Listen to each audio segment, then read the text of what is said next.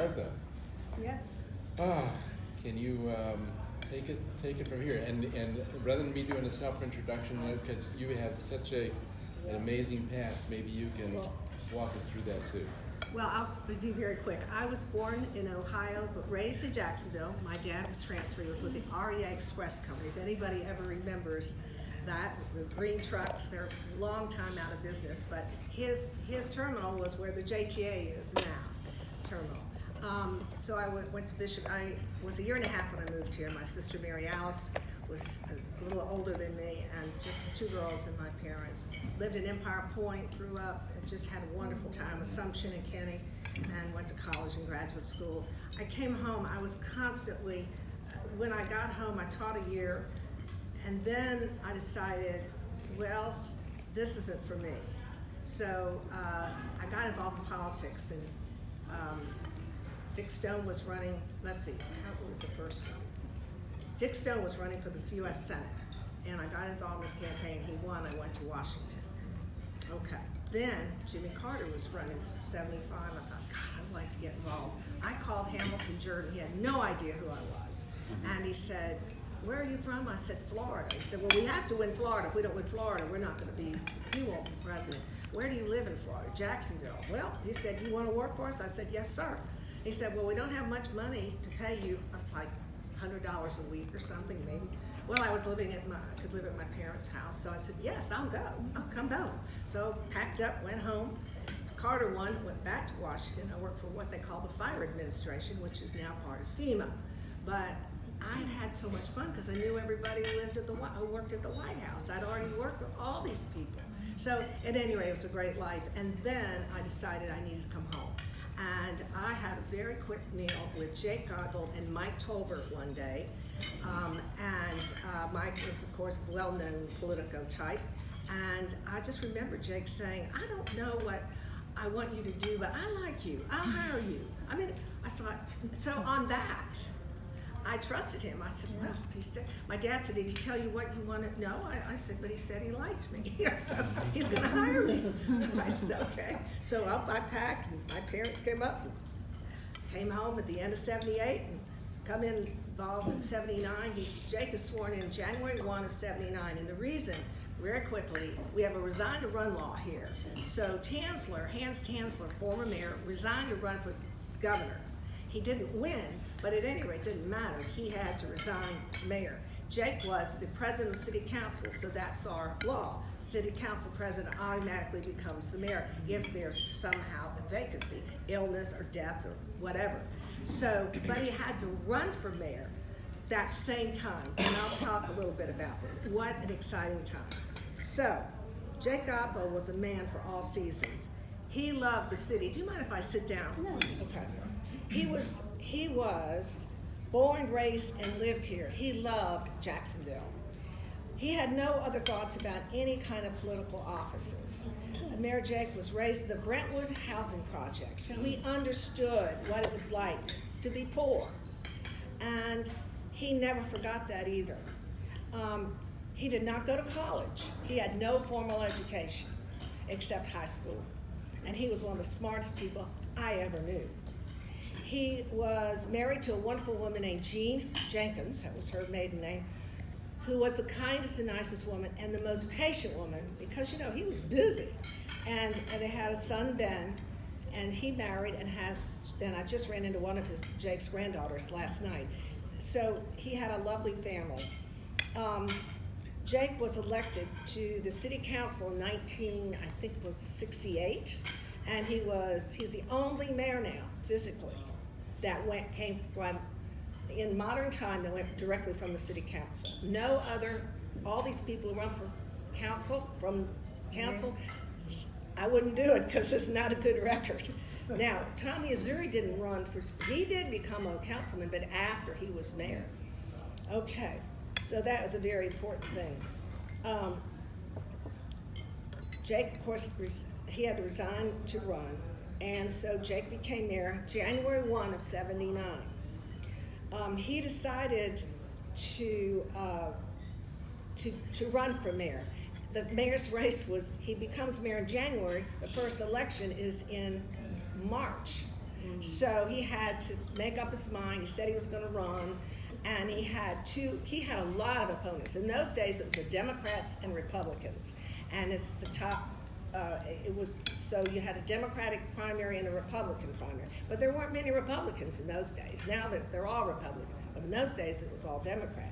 So Lou Brantley ran against Jake. He was the president of the Senate, state Senate, well-known small businessman, as was Jake. Jake ran a small business called Gateway Chemicals over on Gulffair. Lou had a place over on the west side. And also Hans Tansler's top aide, Lex Hester. Yeah. He was considered the smartest kid in the world. So, but he wasn't a great politician. But anyway, Lou Brantley and Jake Godbold, there was a runoff, and Jake won. And then, I don't recall the Republican who ran against Jake. He was John Moynihan's nephew, and he was a city councilman. But at any rate, Jake beat everybody. So he became, one of his opponents kept saying, well, he was the acting mayor. Well, there's no such thing. He was a mayor, but then he became the real mayor on July 1 of '79. But anyway, that was amazing. Well, he was elected mayor for sure. Well, okay, he decided that when those first 4 months that he was acting, quote acting, he wasn't the mayor, but anyway, he realized the city had to get going. It was just in a maze. And he said, the first thing I'm going to do, and he campaigned on this, I am going to form a economic development council. And I want the top dogs in this city. I don't want somebody's assistant or vice president. I want the top person. And he called people like Lou Brantley, because he was a top dog. He was a small businessman. Jake knew what. He called Preston Haskell. He called Albert Ernest, Prime Osborne, and they all agreed to be on this council. And so it was very interesting. This tells you about Jake. I walked into his office one day with Don McClure, I ended up being his press aide, and Don McClure was his top aide. And I said, Mr. Mayor, have you decided who you're going to ask as chairman of this new Economic Development Council? He said, oh, yeah. I said, who? He said, Lou Brantley. I said, well, you just beat him. He said, yeah, I beat him. But I need him more than he needs me. He understands the state. I understand the city. We can both make great waves together. And I was in the room when he called Lou Brantley, who had been home he thought he was going to win. The senator thought he was going to win, no doubt. It was just shocking to him. And I cannot tell you how thrilled he was that Jake Godbold, his opponent, called him and said, I need you, Lou, and you better say yes. Well, that gave him so much, I can't tell you.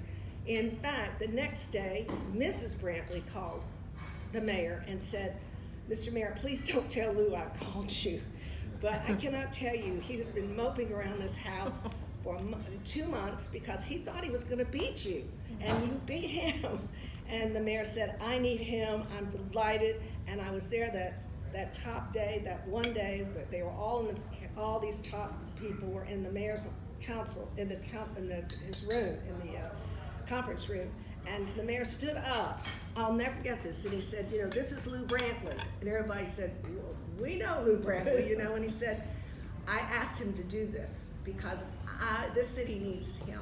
This city needs him. And I need him. And they were just like amazed. And then he left the room and let Lou run the chair. He said, I'm not going to sit there. He had Don McClure and so on. He said, he's the top dog. He's the chairman, not me. So that was it. So it showed the way Jake was. The one thing Jake never did was he did not hold any grudges. In fact, if you beat him, it would kill him because he would make sure you were going to be his friend. Mm-hmm. He was going to use you for something. He asked Lex Hester a few times to do some things. So it was not, he got over all that stuff. We went to Baltimore right after he was sworn in as mayor. And Mayor William Donald Schaefer was the mayor of Baltimore. He was a fantastic guy. And they had the Harbor Place, Rouse Harbor Place. Well, Jake was so enamored with Baltimore and the fact that we have the St. Johns River, and here we are, having nothing around where he said, I'm coming back and we're gonna have a Harbor Place. We are going to do a Rouse project. And he did, as you know. It was actually the day before, 3 days before he left office, he was out there, they opened it up. But he just loved it, and he knew that was festival shopping in those days was very, very important. An interesting meeting with Jake after he was elected. Preston Haskell and Jerry Bartles. Preston was, of course, CEO. He ran Haskell Company, but he was the chairman of the chamber, and Jerry Bartles was the CEO of the chamber. And Preston sat there and he said, well, Mr. Mayor, I didn't support you. Mayor said, oh, I know you didn't, because all you have to do is read reports. Any money you give somebody, it's on their report. And he said, but if you lead, we will follow. That's all Jake needed to hear. That was it. He knew then that if that business community was real and that he was a businessman and he knew what we needed to do. So after that, it was great. It was a public-private partnership with the chamber and the business community, the black community, all the community was together. In the summer of 1979, Jake had just been now sworn in July 1. So this is like mid-July. A businessman from the north side, Doug, can't remember Doug's. Millie. No, not Bill Millie. Anyway, he called the mayor and said, oh, Mr. Mayor, Robert Ursay, owner of the Colts, is thinking about Jacksonville.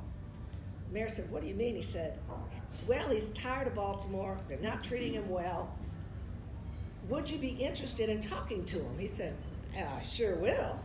I'll talk to anybody about a football team.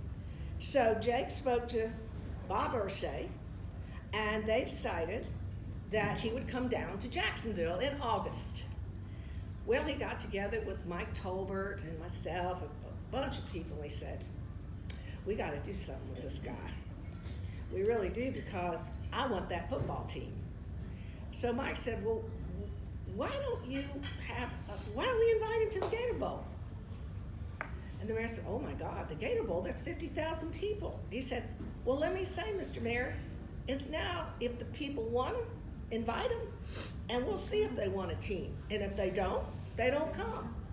So the mayor said, damn, he said, that's a pretty good idea. He said, but it was risky, very risky. So he let it be known, he talked to a few guys, and so we got enough sponsors that everybody who could get of course we didn't know how many people were coming, and we didn't take reservations, but it was, get a hamburger and a Coke. Well, it was a Thursday night, August 15th of 1979, hot, it was hot, but no rain. And I am telling you, it was, and it's been in the paper all over, come and see, and the 50,000 people came to scream, we want the Colts, we want the Colts. Jake, I wish I had that. It was out on the ball field in the Gator Bowl with Mr. Ursay and the president of the council and a few other people. It was just amazing. It was an amazing night. And Jake said, he called me that night. He says, Marty, he said, I will never see the team because it's going to take years to get them. But I think we did it. I mean, he was so thrilled. He said, we showed the NFL and everybody else in this city what pride we have. To the fact, I'll tell you about that, okay. So Jake said, we'll know. If the citizens don't want them, we'll find out. Well, we found out they wanted them. So around 50,000 people. Well, it was all over the newspapers, to the fact that when we were in Washington in the end of our, we were always up there begging for money. He was great knowing it. And the congressman was so wonderful about that. Anyway, Hamilton Jordan, who I'd known anyway, we had an appointment with Hamilton Jordan. I will never forget this, and I am not kidding you. Hamilton Jordan, we're in his office, the mayor, myself, and Don McClure, and I think the congressman was with us. And Hamilton Jordan comes running into his office in a tennis outfit. They had a little tennis court at the White House. He said, "Mr. Mayor," he said, "I know you're up here, you want some money. But," he said, "I have to ask you a question." He sat down and said, "How the hell did you get 50,000 people in the Gator Bowl?" And Jake said, "Well, how did you know?" He said, "It's in the Baltimore Sun." He said, "It's Washington." Of course we knew. He said, "I'm just amazed. What are you doing down there?"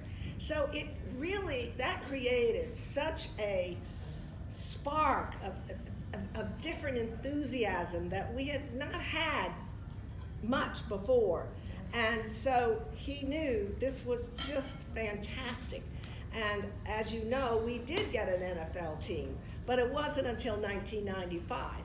But the one thing every mayor did, and I have, y'all are welcome to it. Here's a photo of every mayor that had, Donna Deegan is not in this, but every mayor since Jake. And the one thing every one of them did was to continue the NFL dream. Many times, you'd have a program and the next one would say, "Oh, I don't like that," so that's gone. But the one thing they all did was continue that, to the effect that I believe in 95, it was John Delaney, I guess, who was mayor at that time, was able to see it through, and we got the Jaguars. But it was an amazing story of continuation of people. That's what I just was amazed at. So then Jake decided, aside from all those, I don't know where my pen went to. There it is. Okay, so the NFL was done, really. Not done, but it was started. And then he looked around, he said, "Now I want to do something for senior citizens." So he started the mayor's older buddies. Now, we always said we were like the Japanese. He always said, they copy on things. He said, "I'm going to copy this." I read about it in a newspaper that some city was doing it. He said, "Oh, I like that idea. Let's do it."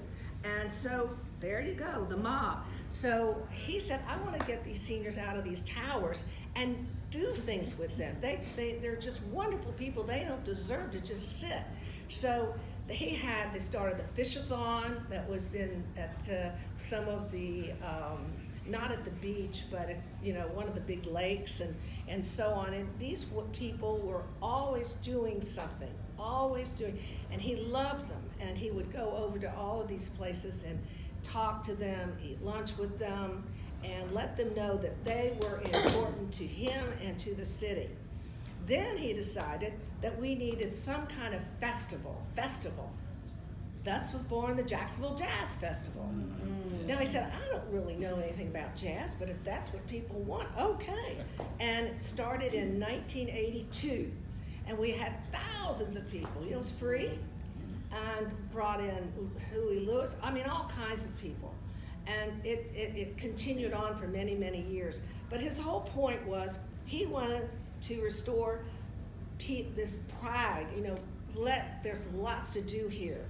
And he really, really did. With the NFL, we know that they came in 95. Other notable things, the Prime Osborne Convention Center. Now, there was going to be a convention center downtown, and I want to read an editorial before I leave, and that was scrapped. But he loved, he remembered the train station as a child, coming and going, and he went to war, he went to the Korean War, all of those things, and he said, this could be a great center, which it is, and of course named after one of the most wonderful men ever, Prime Osborne, who was the CEO and chair of CSX. Then, of course, he started enlarging the Gator Bowl, didn't finish with him, but it started. Metropolitan Park, as we talked about, better streets and highways, the renovation of the Florida Theater. That thing was going. I mean, it was going to be bulldozed down. Now, again, he was born and raised here. He remembered going to the Florida Theater as a child, and he said, "Oh no, it's not going on my watch." So he got a whole blue ribbon committee together and said, "We're going to save that theater. How are we going to do it?" And they did it. And he invited Bill Nash, who was then president of Prudential, to head it up. And he said, "Y'all figure it out. We're going to do it." And they did. They saved the Florida Theater. We had the Ramses exhibition here, which was a really, really well known. Michael Jackson Victory Tour in 1985. Yes. We got a call one day, and Jake wasn't like, "I think I know about who he is." I said, "Well, you're the only one in the world doesn't know who he is." I said, "Have you seen him?" I mean, that was a big deal to come to Jacksonville for 3 nights, and it was packed every night. Every night. We did get to meet him, and he was absolutely a charming, charming young man. The chamber leadership trips, he went on every one of those trips. They started in 1980. 80. And he didn't really like to travel, but he would go on those trips because he knew it was important. If it was important to the city, it was important to him. So then he ran again for mayor, in 95, and John Delaney beat him. The best of friends. Jake he helped John helped him. It was not, Jake just wasn't the type of person that was going to be upset with people. So I'll tell you, he was one of the nicest, and he was so, I don't know, he had a love of the city, and the people loved him. And I want to read something to you, and then of course, I don't want to take all the time. You're doing fine. Okay, this is the last editorial, and I think this sums it up. This is from the Jacksonville Journal. We had 2 newspapers then, and this was an afternoon paper, and it was printed June 30th, 87. So it was the day before it was the last day he was mayor. Tom Missouri took place July 1. Godbold lifted city spirit and listened to the people. Jake Godbold will go down in the history of Jacksonville as one of its most effective mayors, the man who presided over the city government during one of the city's headiest periods of population growth and economic development. There are a remarkable variety of bricks and stone monuments to his 8 years in office, but we suspect that Godbold is proudest of a contribution that cannot be touched or measured, but which tens of thousands of Jacksonville people instinctively credit him for. It is a spirit that abounds in Jacksonville today, a spirit of optimism, hope, community pride, willingness to aspire, and a determination to achieve.